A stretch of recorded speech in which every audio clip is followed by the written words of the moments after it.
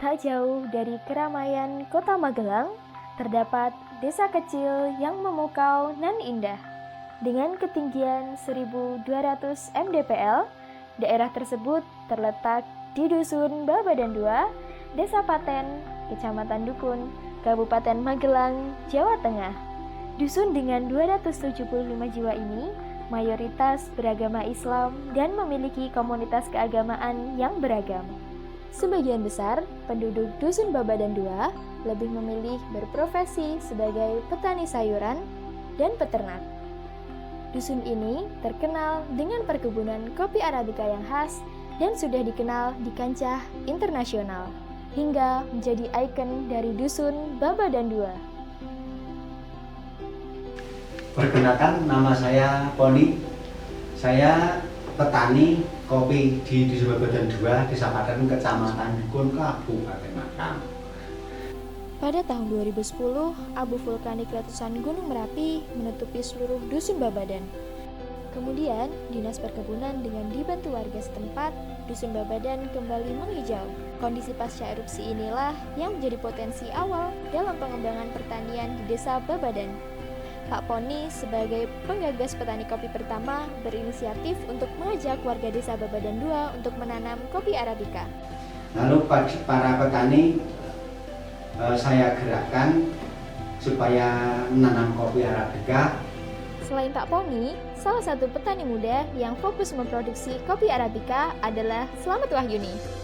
Perkenalkan, saya Slamet Wahyuni, saya pelaku kopi di Lereng Merapi, tepatnya Dusun Babadan 2, Kabupaten Dukun, Kabupaten Magelang.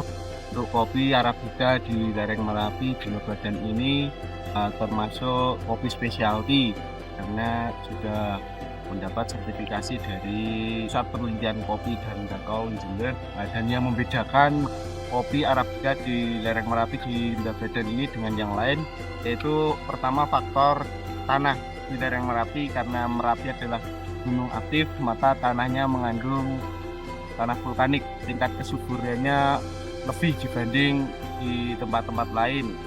Selain itu juga faktor yang mempengaruhi adalah proses dari pasca panen kopi Arabica di Lereng Merapi di Babadan ini, yaitu kami menerapkan SOP yang sangat ketat, jadi untuk cita rasanya menjadi lebih khas dibanding tempat-tempat lain. Proses awal pemetikan dilakukan ketika biji kopi berwarna merah ceri.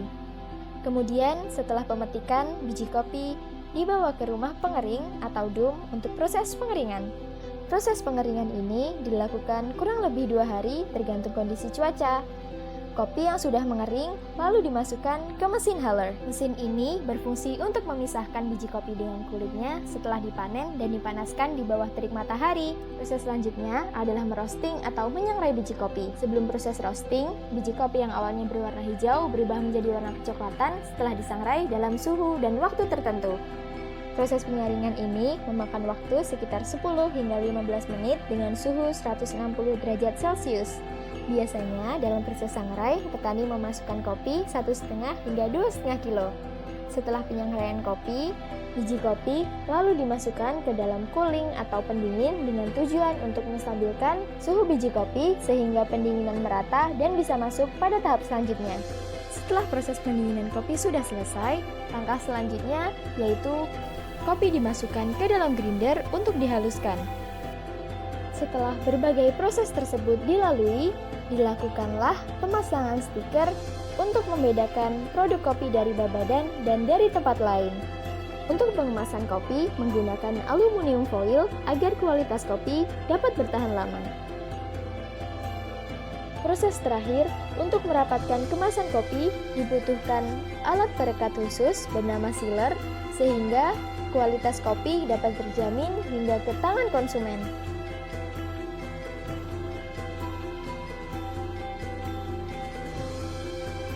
Pertama kali muncul produk kopi Babadan ini yang nanti hanya orang-orang terdekat, terutama untuk teman-teman yang kenal dengan saya maupun orang-orang Babadan ini yang mana memperkenalkan kopi Babadan dengan cara lisan maupun di media sosial.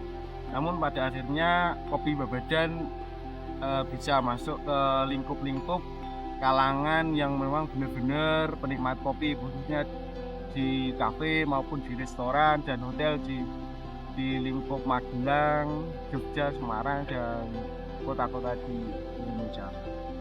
Pada awalnya, proses pembuatan kopi membutuhkan tenaga yang ekstra sebelum airnya dipasarkan di pasaran. Dengan menggunakan alat-alat kadarnya, dengan cara ditumbuk, dengan peralatan tradisional, dikeringkan dengan alat sederhana, membuat para petani kopi kewalahan ketika hasil panen yang didapat melimpah.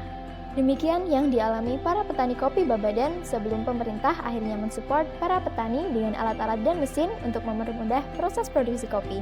Bantuan pemerintah ini sangat berjasa dalam meringankan beban berat pada punggung petani. Namun layaknya seorang petani, petani kopi Babadan tak berhenti menanam asa dan harapan. Dengan adanya kegiatan produksi kopi Arabica di Dusun Babadan ini, harapannya Babadan lebih dikenal oleh masyarakat luas dengan kopi terbaiknya.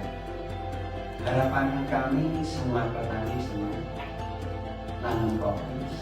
Sehingga kegiatan pertanian kopi meningkatkan perekonomian warga masyarakat Dusun Babadan 2. Kesuburan lahan pertanian yang cocok ini menjadi harapan baru bagi perekonomian masyarakat Babadan 2. Penghasilan dari penjualan kopi dan sayur mayur yang sangat menjanjikan bagi para petani. Penjualan kopi Arabica mulanya tak selalu berjalan mulus. Banyak rintangan dan halangan setiap langkah dan prosesnya. Pada tahun 2017, para petani kopi Babadan tak mampu menjual kopi sehingga memilih untuk menebang pohon dan membuang hasil panenannya.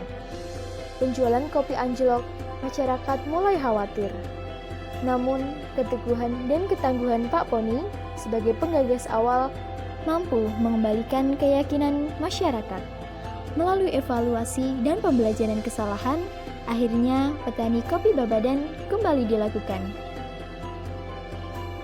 Setelah melewati proses yang panjang, Pak Poni berinisiatif untuk memperbaiki, mengolah, dan mengemas produk dengan pengemasan yang menarik. Dengan begitu, produk kopi Babadan siap bersaing di pasar nasional hingga internasional sebagai kopi dengan aroma khas kopi Arabica lereng Merapi.